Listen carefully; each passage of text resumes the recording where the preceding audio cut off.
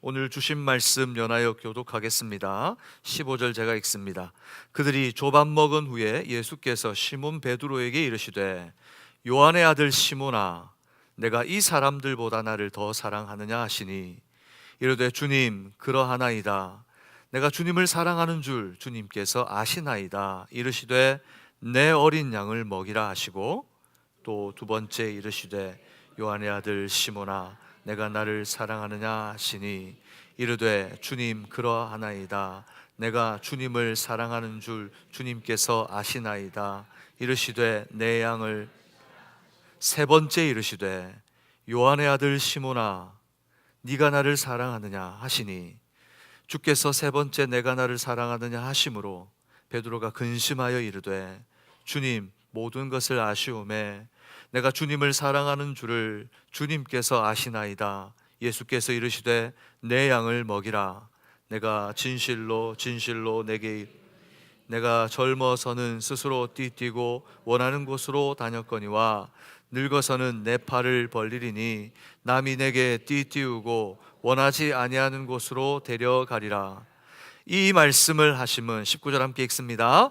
이 말씀을 하심은 베드로가 어떠한 죽음으로 하나님께 영광을 돌릴 것을 이 말씀을 하시고 베드로에게 나를 따르라 하시니 아멘. 우리 좌우에 있는 분들에게 권면하겠습니다. 말씀이 능력입니다. 말씀이 소망입니다. 이 세상에 우리의 소망이 되고 생명이 되는 것은 외부적으로 보일 때 여러 가지들이 있는 것 같지만 결국은 우리를 살리는 영원한 것은 하나님의 말씀뿐인 줄 믿습니다. 우리는 대림절 둘째 주일을 맞았습니다. 대림절은 단순히 성탄을 기다리는 절기 이상입니다. 단순히 우리가 성탄절을 지키기 위해서 매번 대림절을 지나고 성탄절을 맞는다면 이미 오신 예수님인데 우리의 마음속에 조금씩 사그라드는 열정과 기쁨을 보게 됩니다. 어린 시절 성탄절을 생각해 보면 지금과 너무 다른 것 같아요.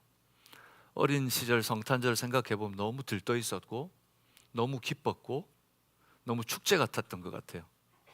그런데 시간이 지나면 지날수록 성탄이 축제 같고 즐거움보다는 그냥 말 그대로 한 번의 공휴일 같이 느껴질 경우가 많아요. 여러분 어떠신가요? 우리는 성탄절을 준비하며 주님을 기억해야 될 뿐만 아니라 더 중요한 것은 다시 신앙을 점검하고 우리에게 약속하신 예수님, 내가 다시 오리라 하신 주님을 맞을 준비를 하는 시간이 되어야 될 줄로 믿습니다. 그래서 우리 지난 첫째 주 그때를 기다리는 지혜라는 말씀으로 함께 나누었습니다. 주님을 기다리는 성도로서 우리는 그때를 맞이할 어떤 지혜를 가져야 되는가? 첫 번째, 성실하고 지속적인 믿음의 습관을 갖는 것이라고 했습니다. 성실함 가질 수 있죠. 성실하게 달려올 수 있습니다. 그러나 여러분 열심히 성실히 했는데 지속하지 못하고 어느 순간 멈춰버리면 모든 것들이 물거품이 되어버리는 경우를 보게 됩니다. 성실하게 이어오셨죠. 성실하게 살아오셨죠. 그러면 그것이 주님 오실 그날까지, 그 마지막까지 지속되는 믿음의 습관이 되시기를 주님의 이름으로 축복합니다. 뿐만 아니라 성령님과 친밀한 관계를 맺는 것입니다. 어떠셨나요? 지난 한 주간 동안 성령님, 성령 하나님, 내 안에 계신 성령님, 여러분 기도해 보신, 그리고 여러분 마음껏 부르셨나요? 좀 친근해지신 것 같나요? 우리 안에 성령 하나님과 동행함이 여러분들께 풍성해지시기를 소망합니다. 슬기로운 처녀들이 대접에 그 기름을 차곡차곡 채워 가득 채우기까지 기다리는 것처럼, 그리고 늘 채워진 그 등을 준비했던 것처럼 성령과 늘 동행하는, 그래서 친밀함을 가지고 살아가는 우리 성도들 되시기 바랍니다. 마지막 세 번째 지혜는 말씀으로 분별력을 갖추는 것입니다. 세상을 살아가면서 믿음을 지키지만 분별력을 갖고 끝까지 말씀을, 신앙을 지키기란 참 쉽지 않음을 봅니다. 여기저기서 우리를 흔들어댑니다. 오늘 슬기로운 처녀를 보면서도 그 미련한 처녀들이 기름을 나눠달라고 합니다. 하지만 여러분, 기름은 나눠줄 수 있는 것이 아닙니다. 성령은 나누어 줄 수가 없습니다. 구원은 나누어 줄 수 없습니다. 여러분의 구원은 여러분의 것이며 여러분의 고백으로 하나님 나라에 이르게 될 것을 저는 믿습니다. 여기서 함께 예배한다고 해서 함께 있는 사람들이 같이 티켓을 끊어서 천국 가는 거 아닙니다. 여러분 각자 개인의 믿음과 개인의 신앙으로 하나님의 구원에 이르게 되는 것입니다. 혹시 누군가에게 기대어서, 혹시 무엇인가에 기대어서 구원을 얻을 수 있다고 생각하는 내 마음의 부분이 있다면 버리십시오. 말씀의 분별력을 갖추십시오. 말씀의 장성한 자가 되십시오. 그래서 주님이 오시는 그때를 준비하시는 방주의 성도들 되시기를 축복합니다. 오늘은 포기하지 않는 사랑이라는 말씀으로 나누려고 합니다. 오늘 말씀 요한복음 21장은 여러분들이 너무 잘 아는 말씀이죠. 예수님께서 베드로에게 네가 나를 사랑하느냐라고 물으셨던 바로 그 말씀입니다. 베드로와 제자들은 예수님 부인하고 믿음의 실패에서 좌절 속에 있었죠. 모든 것 다 잃어버리고 있었습니다. 끝난 것 같았습니다. 그때 부활하신 예수님께서 그들을 찾아오셨습니다. 그리고 다시 그들에게 믿음을 회복시켜 주시고 사명을 맡기시고 은혜의 현장, 포기하지 않는 사랑을 확인시켜 주시는 것을 보게 됩니다. 대림절을 지나며 바로 이것이 우리에게도 필요합니다. 대림절은 바로 우리가 한 해 동안 열심히 달려왔는데 혹시 내 영혼이 쇠잔하고 내가 실패하고 좌절한 부분이 있다면 나를 포기하지 않고 찾아오시는 주님을 만나는 시간이 될 줄로 믿습니다. 주님을 만나십시오. 주님을 갈망하십시오. 주님을 기대하십시오. 주님을 부르십시오. 여러분이 주님을 갈망하지 않는다면 주님은 여러분 곁으로 다가갈 수 없습니다. 오늘 말씀을 통해 포기하지 않는 주님의 사랑이 어떻게 나타나는지 다시 한번 살펴볼 때 우리가 부족함에도 불구하고 다시 찾아오시고 사랑을 묻고 사명을 주시고 회복시키시는 주님을 만나는 현장 되시기를 주님의 이름으로 다시 한번 축복합니다. 먼저 우리는 이 말씀을 통해서 주님은 변함없이 품어주신다는 것을 보게 됩니다. 변함없이 주님이 우리를 사랑하신다는 것은 무슨 의미인가? 첫 번째, 주님은 변함없이 품어주십니다. 예수님은 제자들을 직접 선택하셨습니다. 예수님이 누구의 청탁을 받거나 누구의 소개를 받아서 제자들을 세운 것이 아니었습니다. 예수님께서 이 땅에 오셔서 성육신 하셔 30세를 이 땅에 사시고 이제 30이 지나 3년 동안 공생의 사역을 하실 때 갈릴리 이곳을 저곳을 다니시며 제자들을 선택하셨습니다. 제자들의 면면을 살펴보면 제자들은 어떤 사람입니까? 어부 출신들, 그 다음에 세리 출신들, 어떻게 변변하게 신분이나 상황이 어떻게 대단한 사람 하나 없습니다. 예수님을 따르는 사람인데 예수님의 제자들인데 주님은 어떻게 그런 사람들을 찾아내셨을까요? 그런 자들을 제자로 삼으셨습니다. 33년이라는 짧은 인생이 자기에게 주어진 줄 알지만 이 3년을 이런 제자들과 동고동락하며 보냈습니다. 부족한데도 불구하고 이 부족한 사람들에게 부족하다 하지 않으시고 그들을 늘 데리고 훈련시켰습니다. 이적과 기사가 나타납니다. 놀라운 일들이 일어나면 예수님께서는 제자들을 따로 세우시고 그들에게 하나님의 나라에 대해서 가르쳐 주셨습니다. 얘들아, 오늘 이 사건을 보느냐? 하나님의 나라가 이런 것이란다. 하나님의 나라는 이런 거야. 제자들에게 하나님의 나라의 말씀은 충격적인 사건들이었죠. 그리고 천국의 교훈을 주셨습니다. 하나님 나라를 사는 제자란 어떤 사람인가 그들에게 가르치셨죠. 그리고 그들에게 권능도 주셨습니다. 어떤 권능을 주셨습니까? 귀신을 쫓아내고 상상할 수 없는 기적을 체험하게 했습니다. 그런데도 제자들을 보면 참 예수님을 닮지 않아요. 성숙하지 않아요. 우리에게 주면 어떨까요? 우리에게 예수님께 제자들에게 보인 만큼 우리에게 보여주면 우리는 제자들보다 훨씬 더 성숙한 모습으로 변화될 수 있을까요?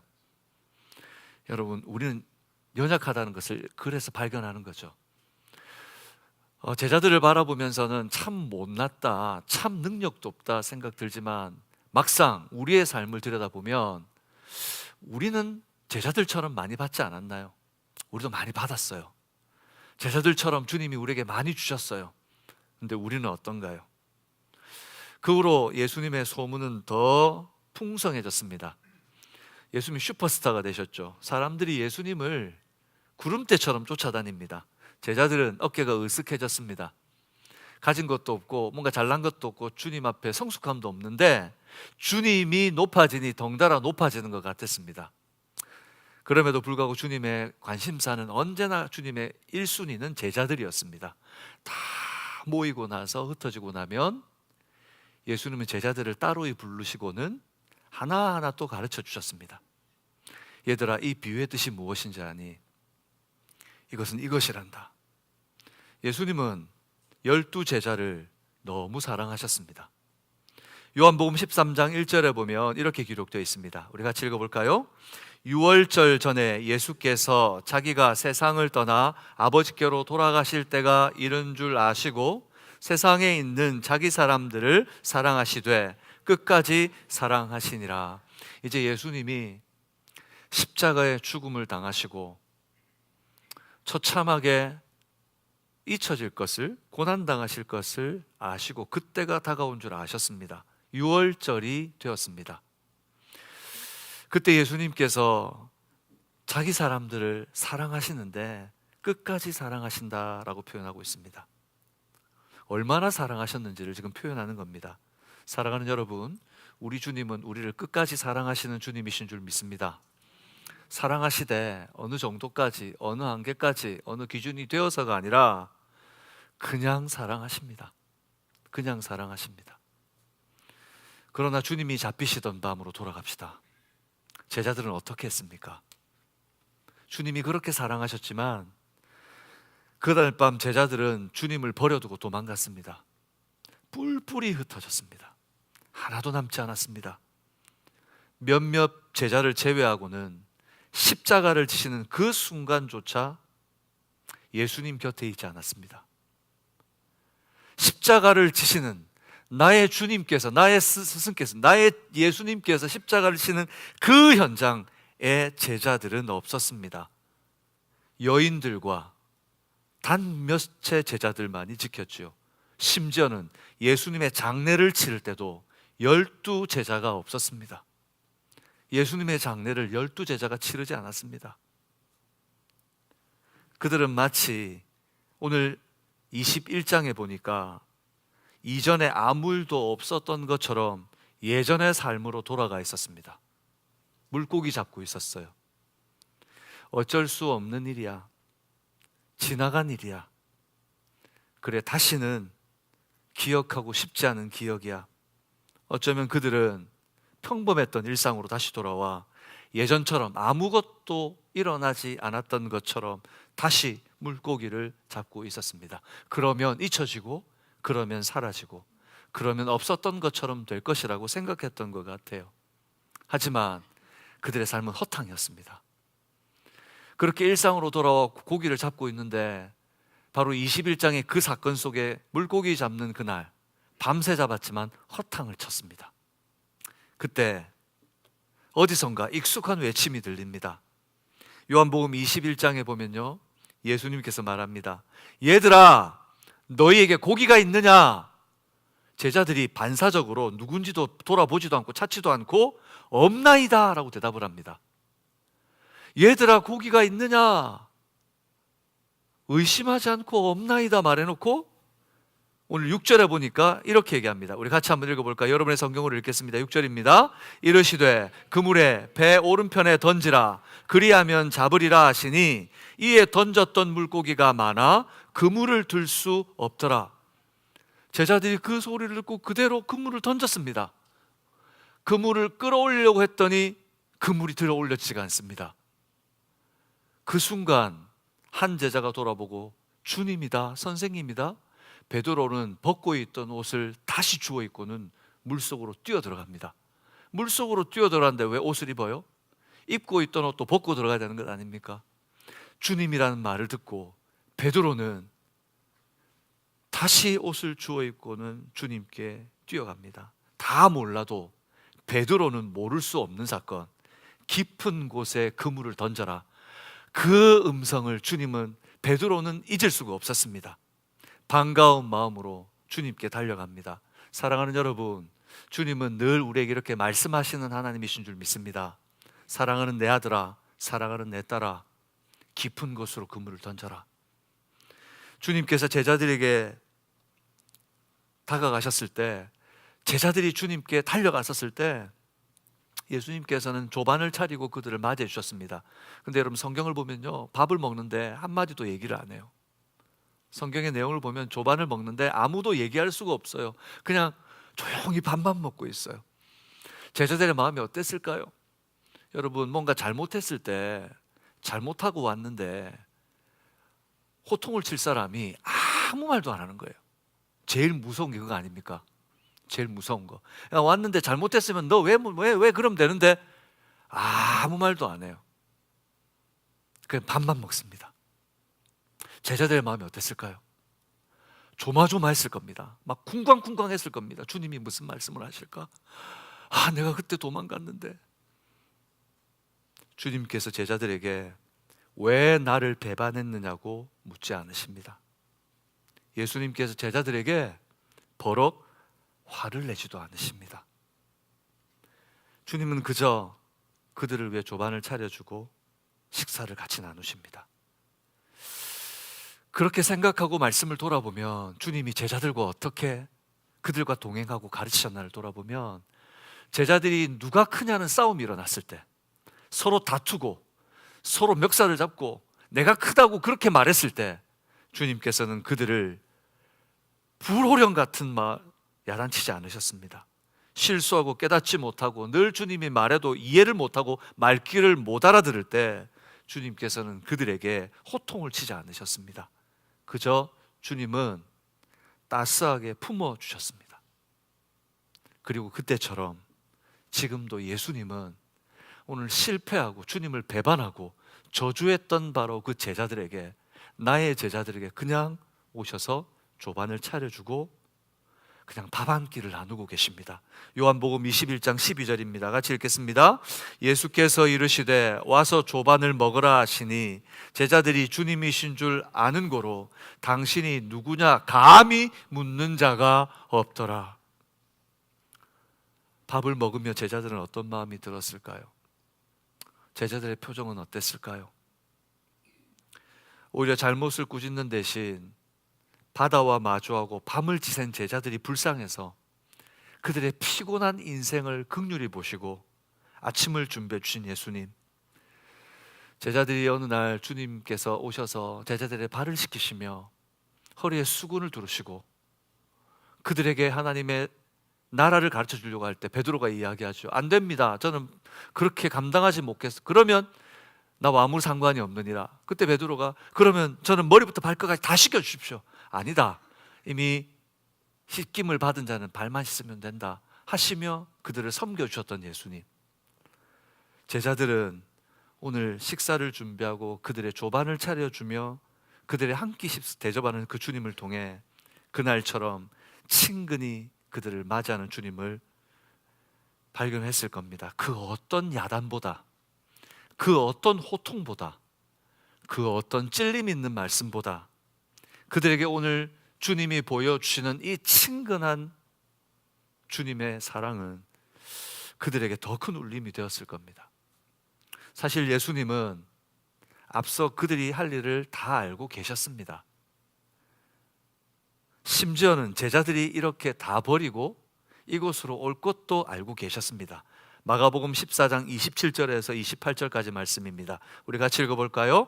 예수께서 제자들에게 이르시되 너희는 다 나를 버리리라. 이는 기록된 바 내가 목자를 치리니 양들이 흩어지리라 하였음이니라. 그러나 내가 살아난 후에 너희보다 먼저 갈릴리로 가리라. 예수님은 성경대로 예수님이 고난을 받으실 것이고 제자들이 다 흩어질 것을 아셨습니다. 그리고 제자들이 갈릴리로 갈 것도 아셨습니다. 그래서 예수님께서 말씀하셨죠. 제자들은 깨닫지 못했지만 내가 고난을 받을 것인데, 내가 고난을 당하면 너희는 다 흩어지고 갈릴리로 갈 건데 내가 너희보다 먼저 가 있을걸? 하고 그때 말씀해 주셨습니다. 그리고 주님은 그 말씀대로 오늘 수고하고 무거운 짐을 지고 있는 제자들에게 찾아오셔서 따스한 사랑을 먹이시며 다시 일어나라 품어주고 있는 것입니다. 사랑하는 여러분, 주님은 여러분과 늘 함께 하시는 줄 믿습니다. 여러분, 주님을 만나고 계십니까? 주님이 지금도 여러분 곁으로 따스하게 찾아가 여러분을 맞이하고 있다는 것을 발견하셨으면 좋겠습니다. 여러분, 주님이 호통치지 않는다고 해서, 내 믿음의 삶에 있어서 벌을 주고 호통치지 않는다고 해서 하나님을 두려워하지 않는 그런 마음이 없기를 바라요. 오히려 여러분을 너무 사랑하시는 이 주님 때문에 우리가 가슴 아파하며, 나를 사랑하신 그 주님을 위해, 나를 사랑하신 그 주님과 함께 내가 믿음을 지켜야 되는데 우리가 그 사랑을 고백해야 되지 않겠습니까? 매를 가하시고 호통을 쳐서야 말을 듣는다면 우리가 성숙한 제자라고 할 수 있겠습니까? 사랑하는 방주의 가족 여러분, 주님은 우리를 포기하지 않으시는 줄 믿습니다. 여러분, 포기하지 않으십니다. 그러니 나도 나를 포기해서는 안 됩니다. 여러분의 물질이 누구 것입니까? 여러분의 생명이 누구 것입니까? 여러분의 삶이 누구 것이에요? 여러분이 가진 것은 누구의 것입니까? 여러분의 삶을 인도하시는 분은 누구이십니까? 그 주님이 나를 포기하지 않았는데 왜 내가 나를 포기해야 합니까? 누가 우리에게 나를 포기할 권한을 주셨습니까? 주님도 우리를 포기하지 않으십니다. 사랑하는 여러분, 주님이 다시 오시는 그날까지 믿음의 경주를 포기하지 않는 여러분 되시기를 주님의 이름으로 축복합니다. 말씀으로 들어가 주님을 만나십시오. 말씀으로 돌아가십시오. 여러분을 사랑하시고 지금 따스한 밥을 짓고 기다리시는 말씀 속의 주님을 만나십시오. 주님은 지금도 여러분과 저를 기다리십니다. 야고보 1장 4절과 5절은 우리에게 이렇게 하실 주님을 말씀하십니다. 같이 읽겠습니다. 인내를 온전히 이루라. 이는 너희로 온전하고 구비하여 조금도 부족함이 없게 하려 함이라. 너희 중에 누구든지 지혜가 부족하거든 모든 사람에게 후히 주시고 꾸짖지 아니하시는 하나님께 구하라. 그리하면 주시리라. 무엇이 부족합니까? 어떤 궁금함이 있습니까? 어떤 결핍함이 있습니까? 주님께서 말합니다.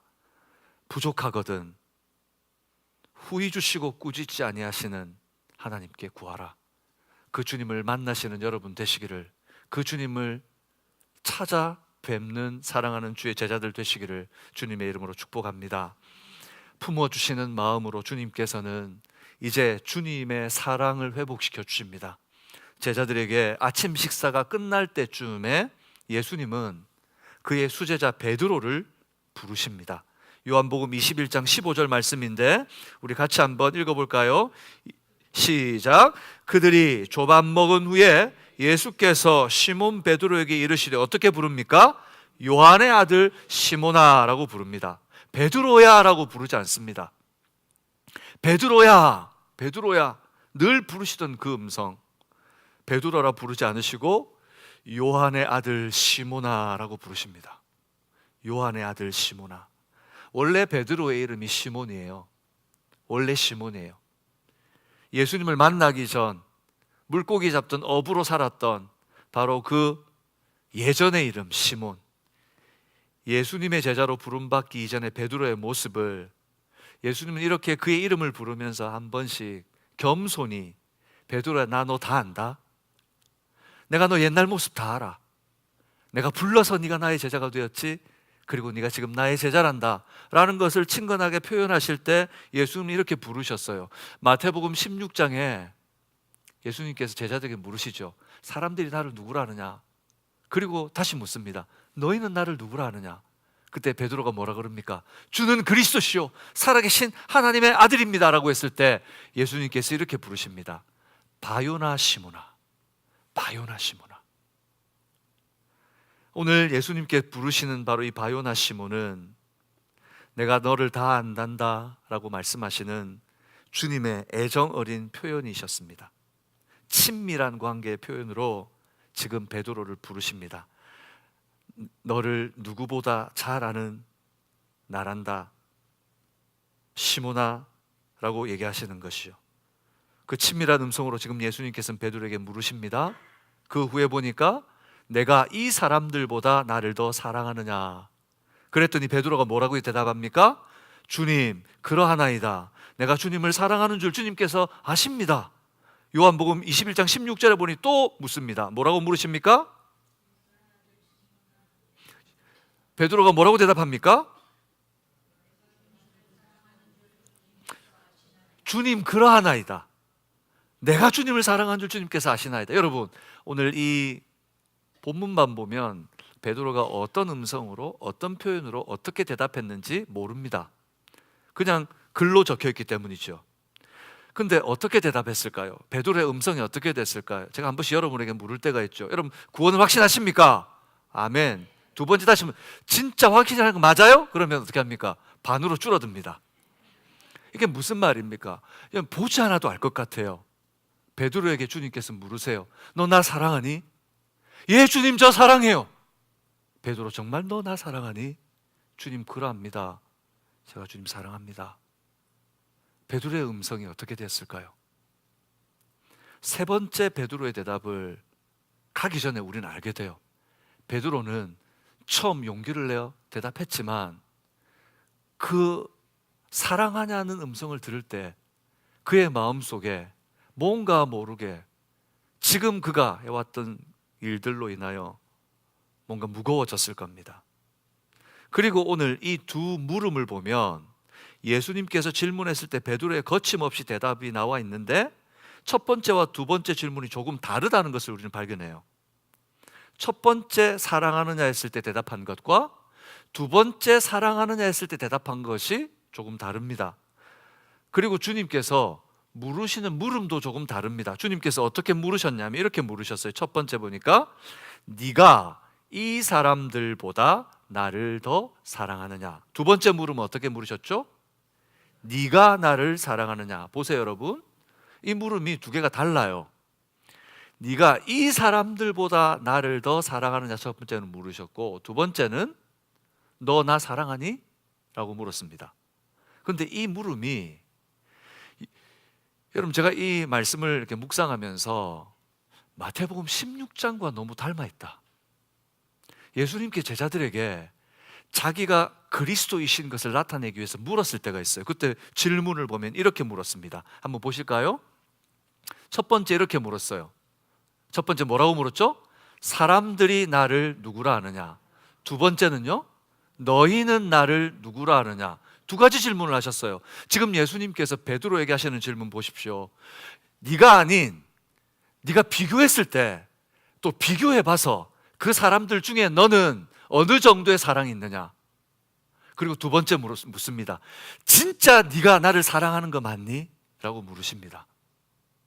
주님께서 그 물음을 할 때 베드로의 답이 어떻게 됐을까요? 다른 사람들과 비교했을 때 우리가 신앙생활할 때 그렇습니다. 처음에 신앙생활할 때 주변에 많은 믿음의 형제들을 따라서 신앙생활합니다. 저 집사님, 저 장로님, 저 권사님 따라서 믿음 생활을 합니다. 그러나 여러분, 믿음의 본질은 내가 주변 사람들과 비교한다고 해서 그 믿음이 정확해지고 완전한 구원을 얻을 수 있나요? 아닙니다. 결국 믿음이란 주님의 이 물음에 답해야 되는 겁니다. 그 형제를 따라서, 그 사람을 따라서, 그 사람을 흉내내서가 아니고 너 정말 나를 믿니? 너 정말 너의 입술로 나를 고백할 수 있니라고 하는 물음에 답해야 하는 겁니다. 오늘 주님은 베드로에게 다시 마태복음 16장에 했던 것처럼 오늘 21장에, 요한복음 21장에 묻습니다. 사람들과 비교할 때 너는 나를 얼마나 사랑하니? 내가 도마하고 생각해 보니까요, 내가 알피하고 비교해 보니까요, 아마 마음껏 생각해 보니까 그래도 그 걔네들보다 내가 주님 더 사랑했지라고 대답할 수 있었을 겁니다. 그러나 너 나 사랑하니? 라고 했을 때 베드로는 자신이 없어졌습니다. 예수님은 곧 이어 세 번째 질문을 하시는 것을 보면 알게 됩니다. 세 번째 21장 17절에 예수님이 또 물으시죠. 세 번째 이르시되 요한의 아들 시몬아 네가 나를 사랑하느냐 물으십니다. 그때 베드로는 어떻게 합니까? 더 이상 대답하지 못하고 근심에 빠집니다. 첫 번째 자신 있게 대답했는데 두 번째는 이게 뭐지? 라고 축소하는데 세 번째는 근심에 빠졌습니다. 여기에서 근심에 빠지다라고 하는 단어는 헬라어로 에류페센이라고 하는 단어입니다. 에류페센이라고 하는 단어는 어디서 왔냐면 고통을 가하다라고 하는 단어에서 왔어요. 에류페센이란 고통을 가하다라는 단어의 수동태입니다. 한마디로 고통을 가하는 건 내가 능동으로 하는 거지만 수동이라는 건 내가 가함을 받는 거죠. 그러니까 무슨 말이냐, 예수님이 나한테 네가 나를 사랑하느냐라고 물으시는데 그 물음이 고통으로 다가왔다는 거예요. 네가 나를 사랑하느냐 물으시는데 너무 고통스러워요. 베드로가 근심하여 고통스러워 대답하지 못합니다. 더 이상 대답할 수가 없었습니다. 베드로는 사랑하는 그의 고백을 하면서 내가 사랑했다고 말하는 그의 고백을 더듬어가면서 기억들이 떠올랐을 겁니다. 주님이 너희는 나를 누구냐? 너는 나를 누구라 하느냐 물었을 때 대답했던 주는 그리스도시요 살아계신 하나님이라고 내가 대답했었는데, 주님께서 모두가 떠날 때 너도 나를 배반하리라 했을 때 아닙니다, 주님, 다 버릴지라도 나는 주님을 버리지 않겠습니다고 했었는데, 그런데 어땠습니까? 그날 그 산에서 주님을 버리고 도망했습니다. 호언장담했는데 멀찍이서 들킬까봐 숨어 있다가 주님을 저주했습니다. 저주하고 다시 그 마음에 쫄려서 도망가려고 할 때 베드로는 주님과 눈이 마주쳤습니다. 누가복음 22장 60절 61절입니다. 같이 읽겠습니다. 베드로가 이르되 이 사람 나는 내가 하는 말을 알지 못하노라. 아직 말하고 있을 때에 닭이 곧 울더라. 61절에 보니까 주님을 저주하고 주님을 마지막 모른다 그러고 딱 돌아서는 그때 61절 같이 읽을까요? 주께서 돌이켜 베드로를 보시니 베드로가 주의 말씀 곧 오늘 닭 울기 전에 3번 나를 부인하리라 하심이 생각이 나서 베드로가 주님의 말씀을 따라 사랑합니다, 사랑합니다 라고 말하는데 더 이상 괴로워서 말할 수 없어요. 주님, 저 그렇게 대답했었는데 지금 제 모습을 아시잖아요. 지금 자기의 모습을 보면 너무 고통스러웠습니다. 주님을 사랑한다고 했던 내 모습이 지금, 그리고 지금 주님을 떠나서 그냥 물고기 잡겠다고 그냥 일상으로 돌아간 자기의 모습. 주께서 3번째 내가 나를 사랑하느냐 하심으로 베드로가 근심하여 고통스러워하며 이렇게 고백합니다. 주님, 모든 것을 아시오매. 주님 다 아시잖아요. 주님 저 다 아시잖아요. 주님 제가 그것밖에 안 되는 거 아시잖아요. 주님 제가 이렇게 연약한 것 아시잖아요. 주님 맞습니다. 저 그거밖에 안 돼요. 베드로는 자기의 그 상처들이 다 수면 위로 떠올라서 상처와 좌절로 있던 그 아픔들이 다 주님 앞에 다 나타났습니다. 안 돼요. 저는 그것밖에 안 돼요, 주님. 하지만 그것으로 끝난 것이 아닙니다. 하지만 주님, 하지만 마지막 이렇게 대답하죠. 내가 주님을 사랑하는 줄을 주님께서 아시나이다. 저는 베드로의 진짜 사랑의 고백은 바로 이 마지막 고백이라고 생각합니다. 주님, 저 그것밖에 안 돼요. 주님, 저는 그 실력밖에 안 돼요. 하지만 주님, 나 주님 사랑합니다. 주님께서는 지금 베드로가 두려움과 좌절에 빠져 잃어버린 주님과의 친밀한 그 사랑을 회복하도록 사실은 돕고 계신 겁니다. 그들을 고통스럽게 하려고 하는 것이 아니라 주님 사랑한다고 말하려고 하지만 그 아픔 속에서 도저히 말할 수 없었던 그의 고백을 다시 회복시켜 주시는 것입니다. 일본의 전통 예술 가운데 킨츠키라고 하는 예술이 있습니다.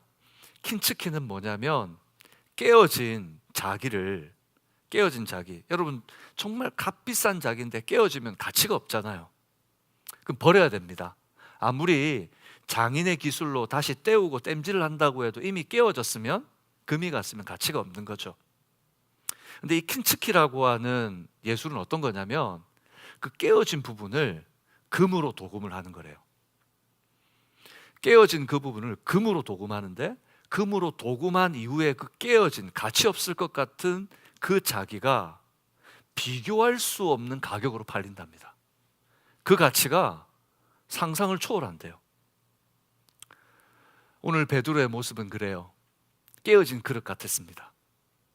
다 잃어버리고 아무것도 남지 않은 주님, 저 그것밖에 안 되는 거 아시잖아요. 하지만 주님이 다시 그 사랑을 회복시켜 주십니다. 주님의 사랑으로 회복된 베드로는 그 이전 어느 때보다 더 깊은 사랑을 할 수 있는 주님의 제자가 되어갑니다. 사랑하는 여러분, 예수님께서 말씀하셨습니다. 누가 내 제자인가? 누가 내 제자인가? 마지막 날 너희가 사랑하면 내 제자인 줄 알리라. 너희가 사랑하면 내 제자인 줄 알리라. 그런데 여러분, 사랑해 보려고 하는데 어떻습니까? 이 땅의 지혜로는 진정한 사랑할 수 없어요. 내가 알고 있는 사랑으로는 사랑의 한계가 있습니다. 더 이상 사랑이 안 돼요. 뿐만 아니라 그렇게 안 하면 안 되는 줄 아는데도, 안 해보려고 하는데도 그렇게 안 돼요. 온전히 사랑해 보려고 하는데 내가 능력이 그것밖에 안 돼요. 우리는 압니다. 딱 베드로가 우리의 모습 같아요. 그런데 주님은 우리에게 네가 네 능력으로 사랑해라라고 말하지 않습니다. 요한일서 4장 10절은 이렇게 말합니다. 우리 같이 읽어볼까요? 사랑은 여기 있으니 우리가 하나님을 사랑한 것이 아니요 하나님이 우리를 사랑하사 우리 죄를 속하기 위하여 화목제물로 그 아들을 보내셨습니다. 여러분, 사랑이 뭡니까? 사랑은 우리 안에 없어요. 사랑은 예수 그리스도를 통하여 우리에게 부어지는 줄로 믿습니다. 어떻게 하면 사랑할 수 있을까요? 예수님 따라가면 됩니다. 예수님 제자가 되면 됩니다. 포기하지 않는 사랑으로 다시 오실 주님을 바라보고 그 사랑을 회복하고 살아갈 때 우리가 온전한 예수님의 제자로 살아가게 될 줄로 믿습니다. 마지막 사랑을 회복한 자에게 주님께서 사명을 맡겨주십니다. 네가 나를 사랑하느냐? 네가 나를 사랑하느냐? 네가 나를 사랑하느냐? 주님께서 물으실 때 베드로가 주님, 제가 주님을 사랑합니다 라고 그 고백을 회복했을 때 주님은 내 양을 먹이라, 내 양을 치라, 내 양을 먹이라, 내 양을 치라. 베드로야, 나의 양을 먹이고 나의 양을 쳐라 라고 말씀하십니다. 여러분, 이 양떼가 예수님께 어떤 의미입니까? 베드로에게 지금 맡기시는 이 양떼가 어떤 의미입니까? 예수님의 십자가의 핏값으로 바꾼 양떼입니다. 예수님의 생명과 바꾼 양떼입니다. 그런데 예수님께서 이 양떼를 실패하고 좌절했던, 배신했던 베드로에게 맡기신다는 겁니다.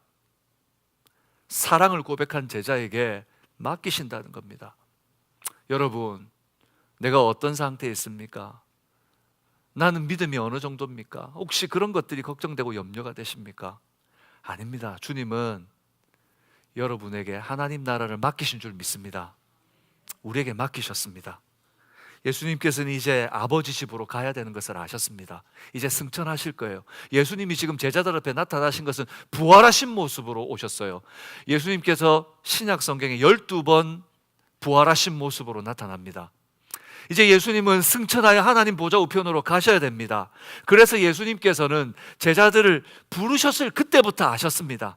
제자들이 말 안 들을 거, 변화되지 않을 거, 버릴 거 다 아셨습니다.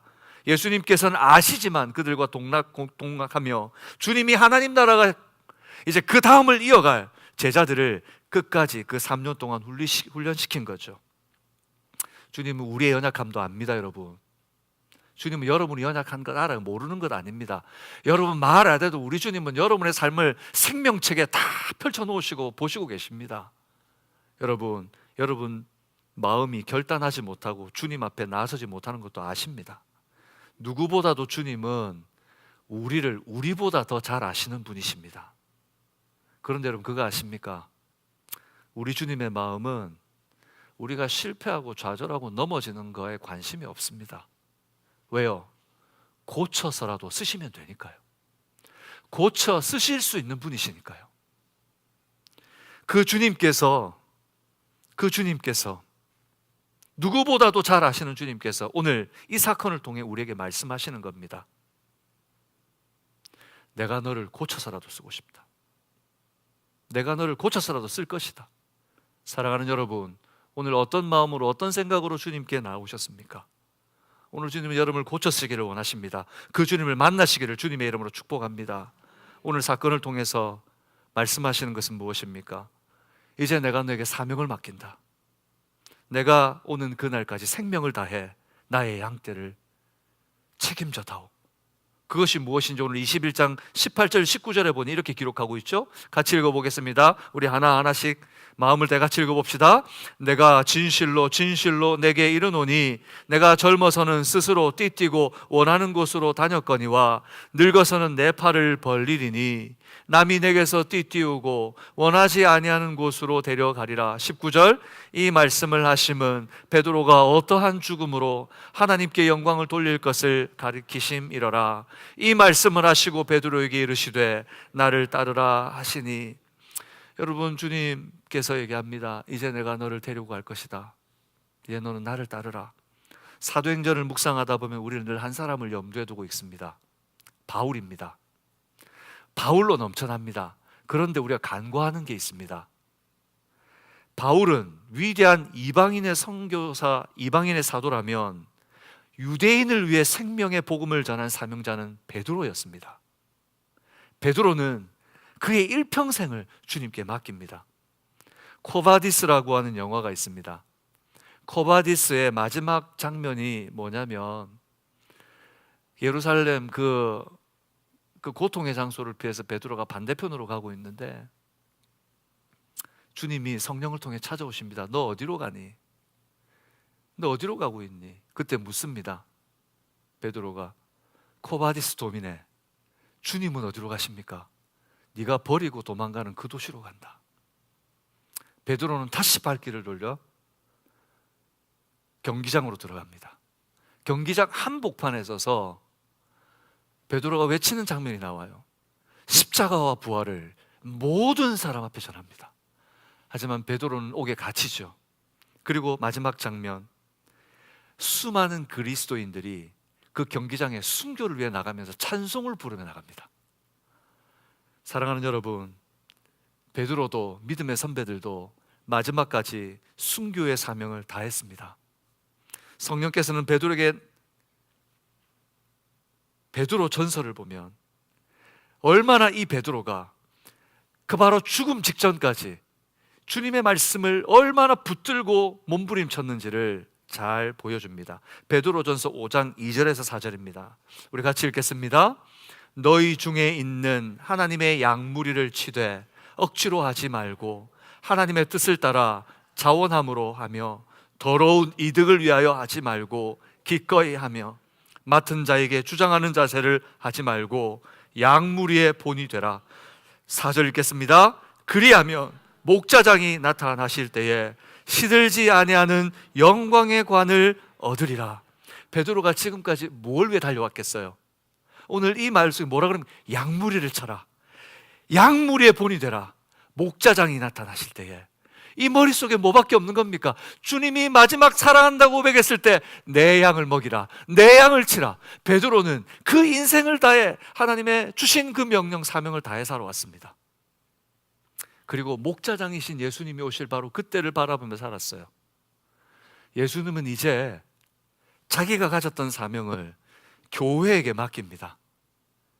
교회에게 맡깁니다. 내가 그렇게 했던 것처럼 너희도 양무리의 본이 되고 목자장이 나타나실 때까지 영광의 관을 얻기까지 이 사명을 다해라. 왜 오늘 베드로는 교회에게 이것을 맡기고 있습니까? 교회가 어떤 공동체입니까? 교회는 베드로의 신앙 고백 위에 베드로가 고백했던 바로 그 신앙의 고백, 주는 그리스도시요 살아계신 하나님의 아들이십니다라고 하는 그 신앙의 고백 위에 성령께서 세우신 공동체가 바로 교회인 줄로 믿습니다. 그 교회를 통해 하나님의 나라가 이어져 가라는 것입니다. 교회는 어떤 곳인지 마태복음 16장 16절 19절 같이 읽겠습니다. 시작. 시몬 베드로가 대답하여 이르되 주는 그리스도시요 살아계신 하나님의 아들이시니이다. 예수께서 대답하여 이르시되 바요나 시몬아 내가 복이 있도다. 이를 내게 알게 하니는 혈육이 아니요 하늘에 계신 내 아버지시니라.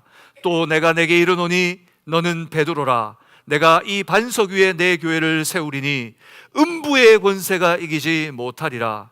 내가 천국 열쇠를 내게 주리니 내가 땅에서 무엇이든지 매면 하늘에서도 매일 것이요 내가 땅에서 무엇이든지 풀면 하늘에서도 풀리리라 하시고, 여러분 오늘 교회에게 베드로는 바로 이 사명을 맡기십니다. 사랑하는 여러분, 주님은 포기하지 않고 우리를 붙드시고 계십니다. 아멘이십니까? 그리고 그 사랑으로 우리를 붙드시고 우리에게 사명을 주십니다. 그때 베드로가 그랬던 것처럼, 그때 믿음의 선배들이 죽음을 앞두고 나가면서 찬송을 하며 그 순교의 자리에 나갔던 것처럼, 오늘 우리에게 예수님의 제자로 우리 대림절을 지나며 성탄을 맞이하면서 큰 그림을 봅니다. 주님이 오실, 재림하실 그날, 주님이 오시는 그날을 매해마다 그리며 사는 겁니다. 사랑하는 여러분, 예수님의 제자로 사명을 다하시기를 주님의 이름으로 축복합니다. 말씀을 맺겠습니다. 우리는 대림절 두 번째 주간을 지나고 있습니다. 오실 주님을 기다리는 것 같지만 사실은 아닙니다. 우리는 먼저 우리를 찾아오시는 주님을 만나는 절기이기도 합니다. 오늘 우리를 찾아오신 예수님 여러분 만나고 계십니까? 여러분 안에 예수로 충만하십니까? 옆 사람 한번 쿡 찔러 보십시오. 예수가 나오는지. 여러분 예수로 충만하십니까? 예수가 나오십니까? 예수를 말하십니까? 예수로 여러분의 삶을 만들어가고 계십니까? 베드로가 실패했을 때, 제자들이 흩어졌을 때, 주님을 다시 찾을 자신도 없는, 힘이 없는 그들에게 포기하지 않고 찾아오셨습니다. 주님은 그들에게 어떻게 하셨습니까? 주님은 변함없이 품어주셨습니다.